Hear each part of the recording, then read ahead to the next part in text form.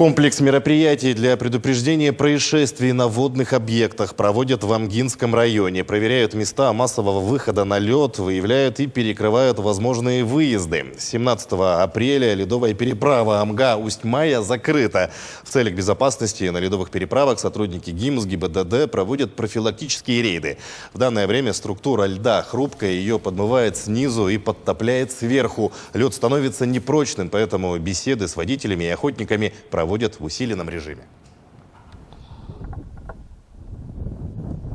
Проводим профилактику среди рыбаков, чтобы не выходили на лед.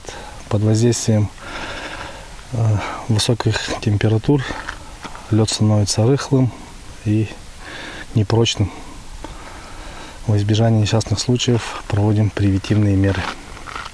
Раздаем листовки в неделю 2-3 раза. А также посещаем